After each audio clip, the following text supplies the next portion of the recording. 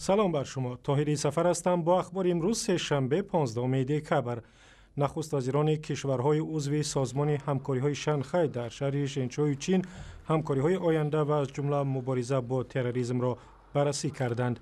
در این نشست طرف‌ها به موافقه رسیدند که سال آینده نیروهای امنیتی کشورهای عضو در قرقیزستان در یک آزمایش مشترک شیوه‌های محوی تروریستان را تمرین کنند.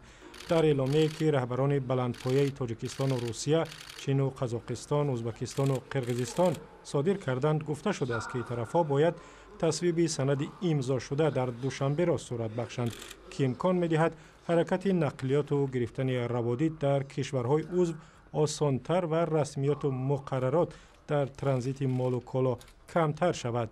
سند مذکور سال 2014 در دوشنبه به امضا رسید ولی هنوز در پارلمان‌های کشورهای عضو سازمان همکاری‌های شانگهای تصویب نشده است.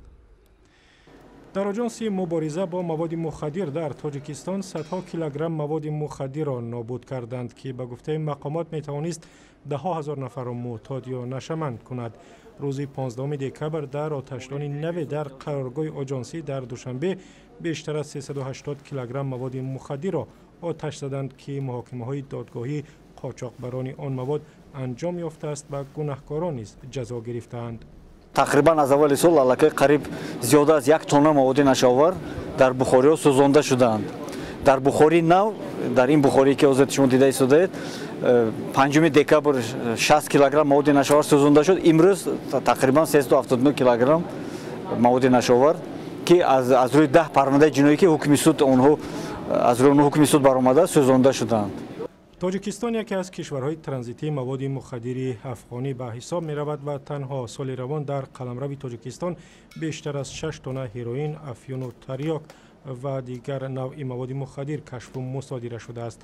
با گفته این مقامات قیمت مواد مخدر که نیروهای امنیتی تاجیکستان مصادره کردند در بازارهای سیاه اروپا و آسیا صدها میلیون دلار را تشکیل می دهد. دادگاه شویتسیا یک شهروند ازبکستان را برای سوءقصد به جان روحانی شناخته به 18 سال زندان محکوم کرد. با گفته دادگاه شهر آسترزوند محض یولی ژوکوفسکی 37 ساله و شهروند ازبکستان سال 2012 خواسته است عابدخان قاری نظروف یکی از روحانیان شناخته ازبک و از مخالفان دولت اسلام کریموف را بکشد. عابدخان قاری در آن سال 3 تیر خورد ولی زنده ماند. عابدخان قاری نظروف از امامان معروف آسیای مرکزی در سالهای 90 سال 1998 از ازبکستان فرار کرد. بانک جهانی گفته است ممکن است شرکت تلکو بزرگترین کارخانه صنعتی تاجیکستان تا 2 سال آینده نتواند استحصال آلومینی را به 270,000 تن برساند. در ارزیابی تازه این مؤسسه مالی درباره اقتصاد تاجیکستان آمده است پایین آمدن نرخ آلومینی در بازار جهانی، کم شدن طلبات به این نوع فلزات برنامه تلکو برای افزایش استحصال آلومینی را زیر شبهه میبرد. در این کارخانه روز 14 دکبر به رادیو آزادی گفتند از وضع بازارهای جهانی آگاهند ولی کوشش میکنند تا برنامه‌های اقتصادی تلکو اجرا شود. تلکو در مدت نیم سال بیشتر از 61,000 تن آلومینیوم فروخته است و قصد دارد سال روان تا 190,000 تن آلومینی استحصال کند که این یکی از محصولات اساسی بازارگیری تاجیکستان است. و بانک آسیای رشد گفته است از شرکت در اجرای طرح ساختمان راه آهن ترکمنستان، افغانستان و تاجیکستان برای مدت نامعین خودداری میکند زیرا ناامنی در افغانستان یک مانع بزرگ در راه اجرای این طرح شده است.